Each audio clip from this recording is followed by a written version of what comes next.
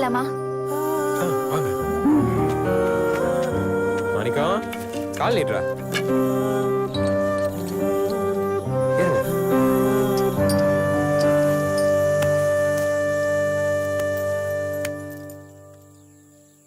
என்ன தம்பி? ஃபோனுக்கு சார்ஜர். ஏத்திங்க.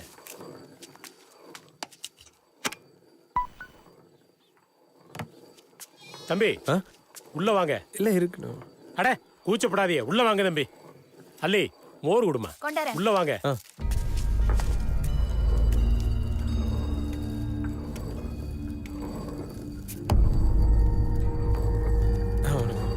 உட்காருங்க தம்பி. இல்ல பரவாயில்லைங்க. நல்லா பழக்கப்படுத்துறீங்க தம்பி. யானைனா ஓடி ஒதுங்கும், இன்னைக்கு யானை மேலேயே சவாரி செய்யுது. அன்னைக்கு சொல்லுது தம்பி, மாணிக்க மட்டும் கூட இருந்தா நானே கும்மனை விரட்டுவேங்குது. சும்மா இருங்கப்பா. என்னங்க பார்த்து ஜாக்கிரதையா இருங்க தம்பி, உங்க உழப்புல கை வச்சிட போகுது. நான் ஏதோ விளையாட்டுக்கு சொன்னா அதை போய் இவர்கிட்ட சொல்லிட்டு இருக்கீங்க. காட்டு யானையை விரட்ட சின்ன வயசுல இருந்து பழகி இருக்கணும். அது இவங்களால தான் முடியும். நீங்க தப்பா நினைச்சுக்காதீங்க. சரி. வள்ளியண்ணே சொல்லுப்பா. முதல்ல காதுக்கு கீழே கட்டவரல வச்சு அழுத்தி பார்கேன்னு சொல்லி பழகு. இந்த வார்த்தையோட சத்தம் தான் மாணிக்கத்துக்கு தைரியம் கொடுக்கும். காதுக்கு கீழே கட்டவரல வச்சு அழுத்து. பார்கேன்னு சொல்லு. நல்லா கட்டவரல வச்சு அழுத்து. என்னண்ணே யானை கட்டவல் இருக்குன்றாரு? எந்த ஒரு பிடி மாஸ்டர் அவரு? Dance master Sundaram. சுந்தரமா? பிரபுதேவ அப்பாடா. அவருக்கு தாடி வெள்ளையால இருக்கும். டை அடிச்சுட்டு நிக்கிற. ஓஹோ. பண்ணிப்பல வாயை திறந்தா காக்கா குத்துற அளவுக்கு திங்கிறியில. ஏன் பேச மாட்டேன்?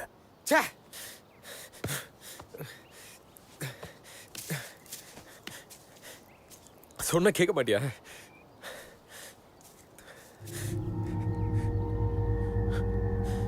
டேய், எதுக்குடா அது மேல உன் கோவத்தை காட்டுற?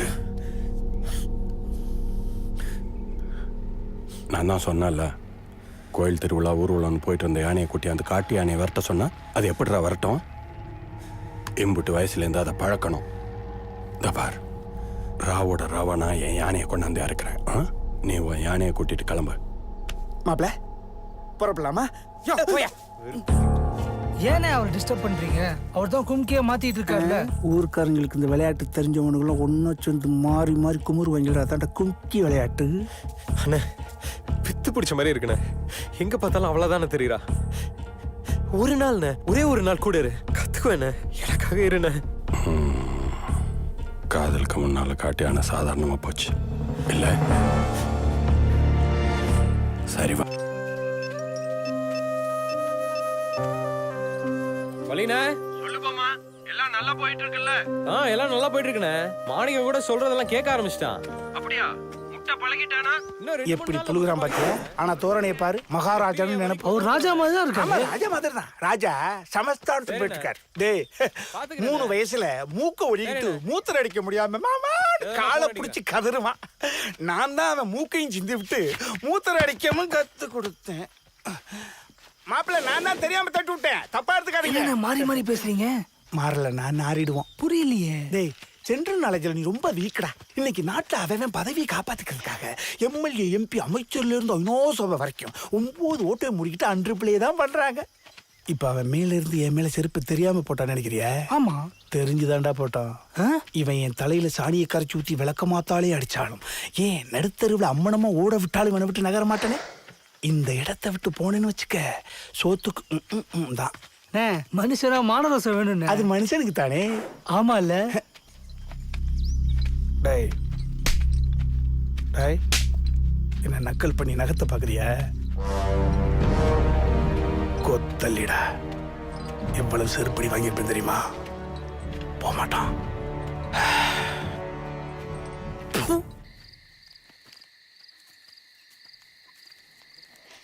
குடுமா. இந்த மாணிக்கம். வணக்கம் தம்பி. வணக்கம் ஐயா. வணக்கம் ஐயா. ஐயா வாங்க. அன்னைக்கு நீங்க உங்க மாப்பிள்ளைக்கு கொடுத்த பயிற்சியை பார்த்து நாங்கெல்லாம் மிரண்டு போயிட்டோம். ஐயா, அவன் எங்க பயிற்சி எடுக்கிறான்? உன் பொண்ணை கிளப்பி கொண்டு போறதுக்கு முயற்சியில எடுக்கணும். மாணிக்கத்தையும் மனசுல வச்சுக்கணும்ல. மனசெல்லாம் உன் மக கொண்டு போய் ரொம்ப நாளாச்சியா. ஐயோ ஆதிக்காடு, எதுக்கு தம் கட்டி பேசி எனர்ஜியை வேஸ்ட் பண்ணிக்கிட்டு இருக்கிறேன்? அவன் தான் காதல்ல காதடிச்சு போய் நிக்கிறானே. சரிதானே?